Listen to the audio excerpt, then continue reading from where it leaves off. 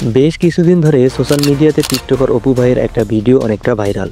সেই ভিডিওতে অপু ভাই দাবি করেছেন সে দুবাইতে একটা ল্যাম্বরগিনি কিনে ফেলছে, আর সেটা দেখে অনেকে হতবিম্ব হয়ে পড়েছে। দুবাইতে সবচেয়ে কম দামে যে ল্যাম্বরগিনি তার দাম 9 লক্ষ দিরহাম, যেটা বাংলাদেশি টাকায় কনভার্ট করলে প্রায় 28 কোটি টাকা। হ্যাঁ, আপনি ঠিকই শুনেছেন। মনে হয় অপু ভাই কি আসলে ল্যাম্বরগিনি কিনছে?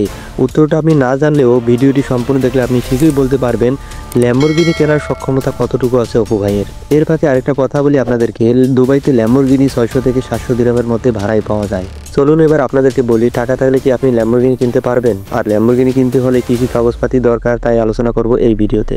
আপনি যদি দুবাইতে ল্যাম্বরগিনি কিনতে চান তাহলে সর্বপ্রথম আপনার পরিচয়পত্র বা প্রমাণপত্র লাগবে, যেমন জাতীয় পরিচয়পত্র বা পাসপোর্ট।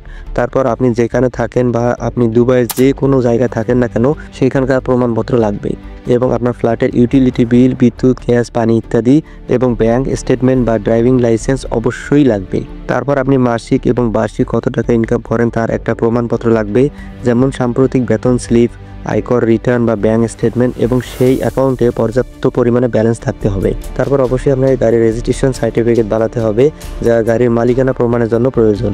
এর সাথে আরও দরকার ইনভয়েস বা ক্রয় রসিদ ইত্যাদি ইত্যাদি আপনাকে 100% বানিয়ে নিতে হবে। আমি যতটুকু জানি দুবাইতে অপু ভাইয়ের কোনো ফ্ল্যাট নেই, এবং উনি যেখানে এখন অবস্থান করছেন সেই রুমের মূল্য 1000 থেকে 1200 দিরহাম। আর আমার মনে হয় না অপু ভাইয়ের কাছে এতগুলো ডকুমেন্ট আছে ল্যাম্বরগিনি কেনার জন্য, তবে থাকতেও পারে 2-1টা ডকুমেন্ট। তো বন্ধুরা, আপনারা এবার আমার কমেন্ট বক্সে জানিয়ে দিন অপু ভাইয়ের ল্যাম্বরগিনি কেনার সক্ষমতা কতটুকু আছে বা নেই।